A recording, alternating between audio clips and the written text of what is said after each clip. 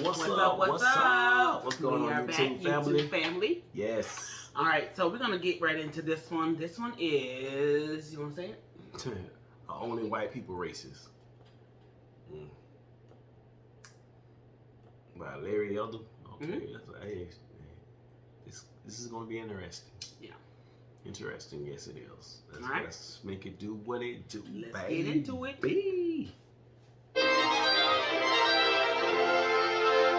I got a question.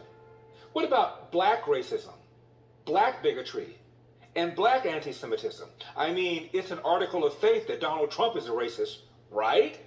References to Donald Trump as a racist slowly increased over time, but they were always met with challenges. How do you know he's a racist? And the American news media has gone through years now of hair splitting on the difference between saying something racist and being a racist, as if there is a difference. The morality issue.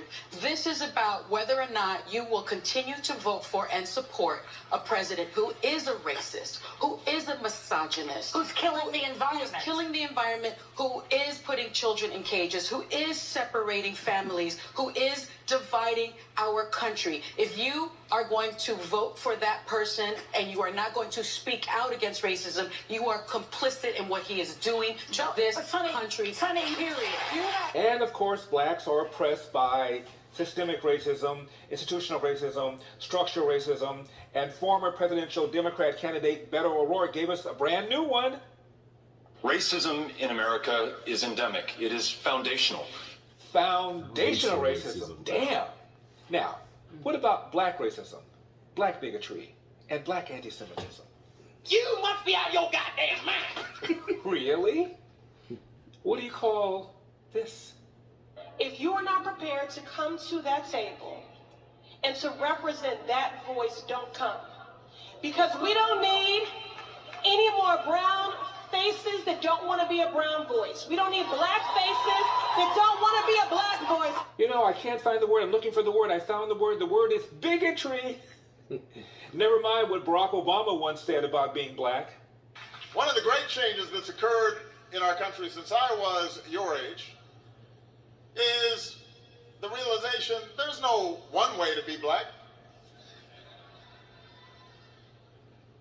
I take it from somebody who's seen both sides of the debate about whether I'm black or not. Now, about black racism, a Rasmussen poll asked blacks, whites, and Hispanics, of these three groups, which is the most racist? 37% of American adults think most black Americans are racist. Just 15% consider most white Americans racist, while 18% say the same of Hispanic Americans. Among black Americans, 31% think most blacks are racist, 24% consider most whites racist, 15% view most Hispanics that way. Among white adults, 10% think most whites are racist, 38% believe most blacks are racist, and 17% say most Hispanics are racist. End of quote. In other words, more whites think blacks are racist than they think whites are racist, than they think Hispanics are racist. Among Hispanics, more Hispanics think blacks are racist than believe whites are racist or believe blacks are racist. Among blacks, more blacks believe blacks are racist than they believe Hispanics are racist or whites are racist. What does that tell you? Now get this. A 1999 article in the LA Times talked about how Hispanic landlords were discriminating against would-be black tenants, and how black landlords were discriminating against would-be Hispanic tenants. Two recent studies of rental practices found that Latino landlords are discriminating against African Americans and black landlords are discriminating against Latinos at levels comparable to those practiced by whites against minority groups a decade ago. End. Okay, with that right there, okay. Since we got all these different names for racism, would it be called stereotype racism? Because really, when you think about it, let's look at the blacks. Blacks don't want to rent out to Latinos because they think that they're gonna put a whole bunch of family members in the house, and overpack that house, you know, and destroy the house. You think it's more of a Yeah, cultural yeah. thing? Oh, You know, I they're think the looking at culture does what's going on with the culture. Yeah, you know what I'm they saying? look at that Then you part. look at the Latinos looking at the blacks, because the blacks, they feel that, okay, they're gonna have a whole bunch of, you know, babies running around everywhere, hanging out the windows, tearing their property up. So we call it stereotyping, racism. You know, at the end of the day, man, I just think that, you know, we're looking at past things, and I understand that you notice those things, but really, do you judge that one person because somebody else did something? Yeah, no. I don't think it's fair. No, that's not fair. You know, as long as you have a job and you pass the background your application, everything on the application check out, that's all that matters. Now, once it happens, then I can come back in and say, hey, look, you know, hey, these are the rules. This you can't have multiple people staying here, and they have to be on the lease. They have to be on, but you can add them to the lease. That's the thing. It's all about going back. Hey, if somebody comes back and move into the house with you, just add them to the lease. I mean, that shouldn't matter if you you're can black add them to the or lease, white but if or it's a whatever 2-bedroom, race. But that's why they have guidelines, and that's like more of a state thing. But so you got rules in place for a reason. Rules. You don't have to stereotype a person. No, you don't have to do that. You don't have to judge anybody because of that. You know, just go out of rules. If so many people can live in a house, okay, fine. That many people can live in a house. You don't want to, like you said, if it's 2-bedroom, you got what, 10 people? Yeah, that's a fire hazard. That's a lot of people. Yeah. So that's more. Not only a fire hazard, it's too many. It's just too many people in one. And it's more of a safety thing. And again, I mean, hey, certain states have those guidelines with their housing issues, and yeah. You got 30 people in the house, and a fire take place, and it's a disaster, man. Yeah, that is a disaster waiting to happen. Of quote. Now, what about black versus white and white versus black violent crime? Heather McDonald, a researcher at the Manhattan Institute. In 2018, there were 593,598 interracial violent victimizations, excluding homicides, between blacks and whites last year. Blacks committed 537,204 of these interracial felonies, or 90%, and whites committed 56,394 of them, or less than 10%. End of quote. Now would that be, now it said, okay, it didn't include homicide, so it's talking about more like what, robberies, I don't know, so kind of like robberies, taking people things, breaking in cars and stuff like that. Now what about hate crime? It certainly is true that blacks at 13% of the population and at 28% of the victims are disproportionately likely to be a victim of a hate crime. But it is also true that blacks at 13% of the population are disproportionately more likely to commit a hate crime. Blacks are overrepresented among perpetrators of hate crime by 50%, according to the most recent DOJ data from 2017. Whites are underrepresented by 24%. This is particularly true for anti-gay and anti-Semitic hate crimes. End of quote. And the American Enterprise Institute notes the hate crime victimization rates in 2018 per 100,000 population of each group was as follows: 14.8 for Jews, 6.6 for Muslims, 5.5 for blacks. Adjusted for population by group, American Jews were 2.7 times more likely than blacks to be a victim of a hate crime last year, and more than twice as likely than a Muslim to be a hate crime victim. End of quote. Again, speaking of bigotry, did you know that black opposition to black-white marriages is actually slightly higher than white opposition to black-white marriages? 17% of white respondents felt interracial marriage was morally wrong, compared with 18% of black respondents and 15% of Hispanic respondents. End of quote. Speaking of opposition to black-white interracial marriages, in 1995 here in California, a black man named Ward Connerly led the fight to get rid of race-based preferences in the areas of hiring, contracting, and college admissions. One of his detractors is a woman named Diane Watson, also black. She was a state lawmaker in California. Here's what she said. He's married to a white woman. He wants to be white. He wants a colorless society. He has no ethnic pride. He doesn't want to be black. End of quote. Holy David Duke. By the way, does that apply to CNN's Don Lemon and CNN's Van Jones, both of whom are married to whites? That's right. The left-wing Van Jones is married to a white woman, and the left-wing Don Lemon is married to a white man. Now, on to black anti-Semitism. So when they talk about Farrakhan, call me a hater, you know what they do? Call me an anti-Semite. Stop it. I'm anti-termite. Because I said he'll talk to 5 years from now when he's lamed up. For 8 years, we have an office. From the Jewish vote, the AIPAC vote, that's controlling him and will not let him send a representation to the Darfur Review Conference. That's talking this craziness in Israel because they're Zionists. They will not let him talk to somebody who calls the spade what it is. Ethnic cleansing that's going on in Gaza, the ethnic cleansing of the Zionists is a sin and a crime against humanity. And Alan Dershowitz, a longtime Democrat, has publicly said, had he known about this photograph with Barack Obama and Minister Farrakhan, he would not have voted for Obama in 2008. But no, let's not talk about black bigotry. Now, LeBron James, like a lot of young blacks, grew up in the inner city. And he says that when he grew up, he disliked whites because he assumed whites disliked blacks. Ron, you can speak that because first time you were around all white people when you came to high school. Yeah, I went to an all-white high school, Catholic high school. So, like when I first went to the 9th grade in the high school, I was on some like, I'm not white people. Right. Like, cause I was so institutionalized growing up in the hood. It's like they don't with us. They don't want us to succeed. The hierarchy, and then we're here. Like, matter of fact, we're underneath this chair. So I'm like, I'm going to this school to play ball, and that's it. I don't want nothing to do with white people. I don't believe that they want anything to do with I don't want no. It's me and my boys. We going to high school together. We here to hoop.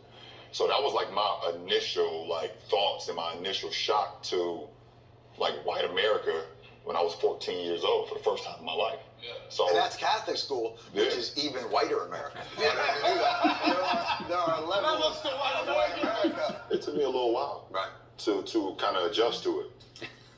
Talk about stereotyping. He thought all whites disliked all blacks. How about this? But that's the thing, man. That's what, that's how we felt in the hood.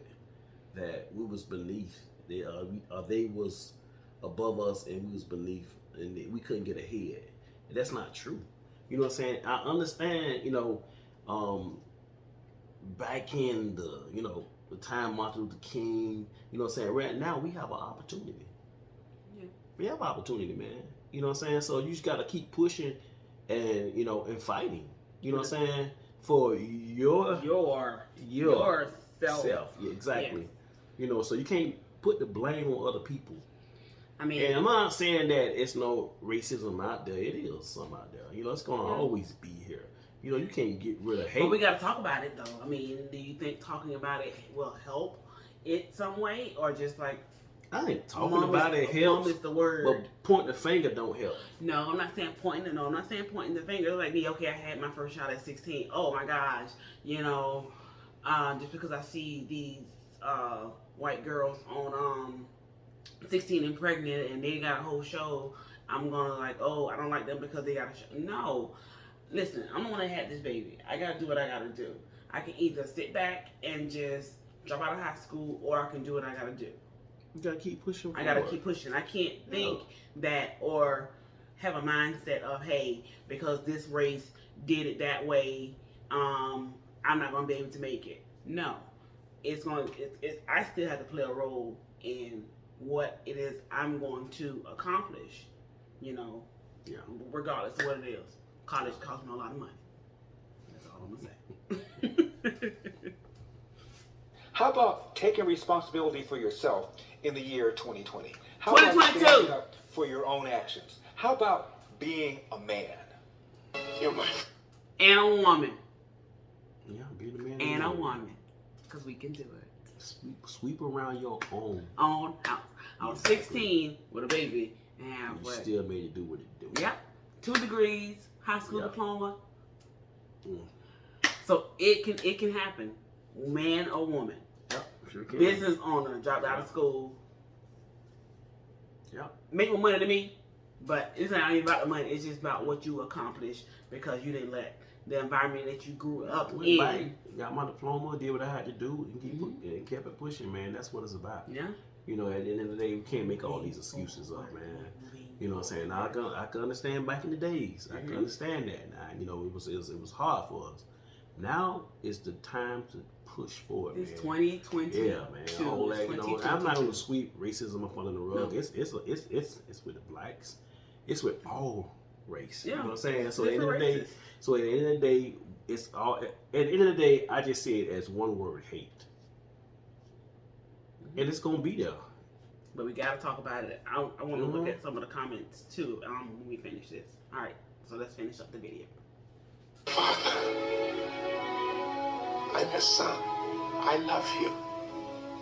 I always have, and I always will. But you think of yourself as a colored man. I think of myself as a man. Of Larry. Man, you just hear that, man? It's like it's a different generation. Every generation brings forth a change. Mm-hmm. If we keep it positive, man. His dad thought of himself as a colored man. Only a colored man. So now he came along and said, "Hey, man, I think of myself as a man." Mm-hmm. So you got his generation come forth. So it's all in, you know, what we're teaching our kids. Yeah. You know what I'm saying? And that's the biggest thing. Biggest thing, man. Every generation can bring something to the table, man. Mm-hmm. You know, to kill this racism. Yeah. I truly believe that. Yeah. Very elder, and we've got a country to save. I'll see you next time. Yes, we do. Gotta save the country. I mean, So you want to look at the comments? I was just gonna. It was something down there. I was just reading through before we started. Which one? I was just looking through some of them.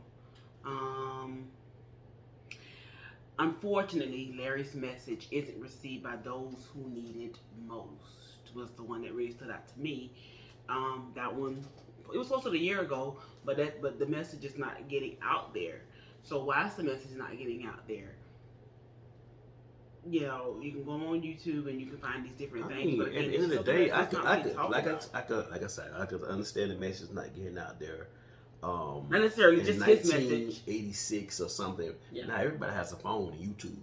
Everybody has technology in their hand, so you can get to this stuff. Right, and not just his message about that. It's just messages about it anyway. Just having that conversation, authentic conversation about it, but also, you know, listening to the person, because everybody's still gonna have their own opinion of it. But it's just that, hey, it's a way that you can still come together, you know, and communicate. What about this right here? Oh, okay. Somebody said my daughter won't be messing around with no white boy. Was my first experience with any racism. Yes. So it was like a parent or a child said that to a parent. So in the comments, some people are just going through what their experiences were. And why is your skin brown? She was a smart girl, sweet. So different people are just giving their experience. So again, this is it's a platform here. Even in the comments, just adding in your experience. Yeah. You know, talking to somebody else. Or like my husband said, sharing with your kids. Okay, so your kids, you know, go out. because sorry to cut you off. A lot of that stuff comes from the parents passing this stuff down. You know what I'm saying? Not only just white, but blacks too. Not only just blacks, Hispanics. We talking about every race. You know what I'm saying? Not just focusing on two races. You know what I'm saying? That's the thing, man. So it starts with the parents. What are we teaching our kids? And actually, while you saying that, this, like I said, this comment was posted a year ago, but it says in grade 1, my son came home disturbed because a boy from Ethiopia refused to play with him because black kids don't play with white kids. His parents told him that. Wow. So I don't know what year that was written in, but again, it starts at the house. I mean, we have to teach our kids or talk to our kids about that. is one way, and like I said, this platform is here, and it's sad that that comment was written because I've taught first grade, and these kids, they're sponges. Their brain is a sponge. Yeah, they soak up everything. And they soak up everything. So you got me as a teacher, not trying to say that the parent is wrong. It's just like, hey, well, you're in school, and of course, not trying to have conflict with a parent because of something they said, but at the same time, just trying to bridge the gap to bring all these kids together. Hey, you orange, black, green, yellow, purple, whatever. Yeah. We all in this classroom together, and I always make it a point to tell my kids, like, hey, we're a family in this classroom. We stick up on one another. We gonna get the work done. We're not laughing, bullying. It is what it is. Yeah. But I mean, it's kind of hard when the parents do tell the kids that, and it comes into school, and here I am trying to teach and stop a conflict with first graders. First graders. Yeah, the thing is, that's their parents, and they're like, it's my mom and dad, so I respect what they're saying. Yeah. They're looking at that. They're looking at that. That's my mom, my dad. Why should I think they're telling me something wrong? So again, my position as the teacher is not to cause a conflict with the child and a parent of something that was said, and just say, hey, this is the rule of the classroom, but this child has to leave this classroom. Yeah. So you have anything else you want to add? No, I'm just trying to go through these comments. It's a lot of comments on the original, on his original post, so check that out if you guys have time, of course. But thanks for listening to us today. Yes. It was a heavy topic. I know we didn't hit every point. I want to say that because on our last video, people kept saying we didn't talk about the movie Roots, and I'm like, it's a movie. It's a movie, and I think about the Roots because give you an idea. It gives you an idea of what's going on. You know what I'm saying? I think it's another. What's the name of the other movie? In Savannah when they was doing a lot of hanging. Selma. Yeah, that was. I think that was Selma. Yeah, that was real. You know what I'm saying? So Selma, that one was real. Mostly real events and everything.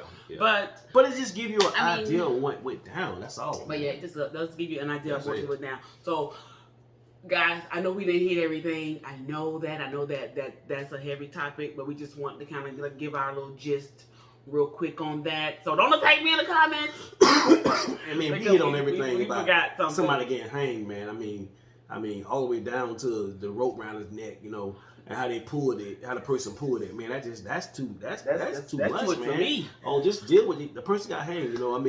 You want to go into detail, just go Google, and it'll show you everything, man. Watch Selma. That's one, So, we're going to just hit certain points. We want to let that be clear. We did want to just kind of like give our input, our honest input for what stood out to us. But again, if there's something that you want to share with us that was a takeaway for you, please share it in the comments. I tried to respond back. Some I just give the thumbs up too. Some I'll actually type or write something back since I am home for the summer. Keep mentioning that. I'll try to do that. But yes, comment, like, let us know what you guys think. I think that's it. Yeah. All right, YouTube. Peace.